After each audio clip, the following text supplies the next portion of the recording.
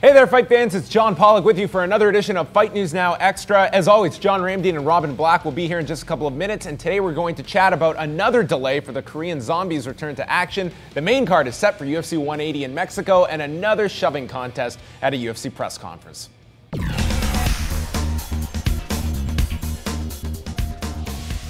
Just days before their teammates will square off in the main event of UFC 177, featherweight champion Jose Aldo and challenger Chad Mendes got into it Tuesday at a press conference in Rio de Janeiro to promote their title fight coming up at UFC 179 in October. The two had a heated stare-down followed by a photo op and then a second stare-down where Aldo shoved Mendes and the two were quickly separated. The two will have a rematch from their January 2012 bout where Aldo stopped Mendes in the opening round. The UFC held another press conference on Tuesday in Mexico to push tickets going on sale for their debut card in the country set for November the 15th. The card will be headlined by heavyweight champion Cain Velasquez defending the gold against Fabricio Verdum, while the two will be coaching tough Latin America going into that card. Also added to the main card will be a welterweight bout between Kelvin Gastelum and Jake Ellenberger. Diego Sanchez meets Norman Park, a featherweight contest between Dennis Bermudez and Ricardo Lamas, as well as bantamweights Eric Perez and Marcus Brimage filling out the main card.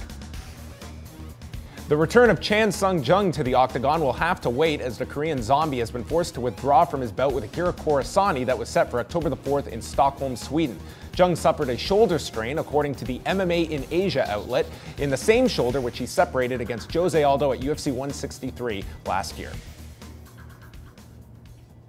And I'm here with John Ramdeen and Robin Black. Lots of stuff to dive into, but first of all, I want everyone to give a round of applause to the man at the end here, Robin Black, who September 19th has got a big fight coming up. And here you are, training 2-a-days, 3-a-days sometimes, still putting in all the work here. Tell us how training is going.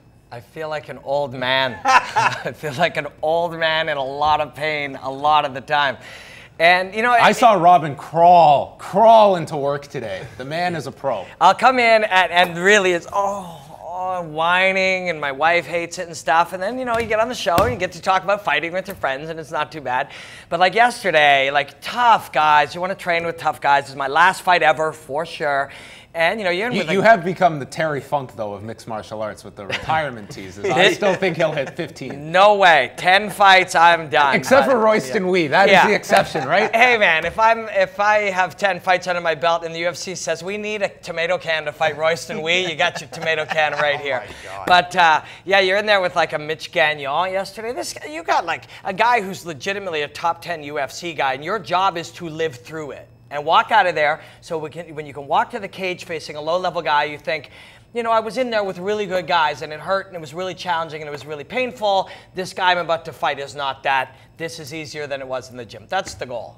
We move over to the UFC, and I'm sure in preparation for your fight, there will not be a shoving contest, but we got another one of these this week with Jose Aldo and Chad Mendes, and I think this kind of adds a bit more interest to the Saturday night fight that we're going to get with their teammates squaring off in this Nova Uniao Team Alpha Male rivalry that's really started to heat up. You've got on Embedded this week, Benavidez and TJ Dillashaw. They're watching footage, kind of poking fun at what the hell is Henneberau doing here. I know you're not a fan of the back and forth, the shoving, Robin, but I think this does kind of add to this gym rivalry that's kind of come out of nowhere here between these two camps. Yeah, it makes it more interesting, especially for anybody that needs that type of interest. It's like, okay, why do I need to tune into this fight besides the combat itself? Is because of the interest. And because when you look, quite frankly, when you look at UFC 177, not a whole lot of interest outside of that main event. They'll take whatever they can. Exactly. So if people can get themselves all excited for whatever reason, you know, yeah, sure,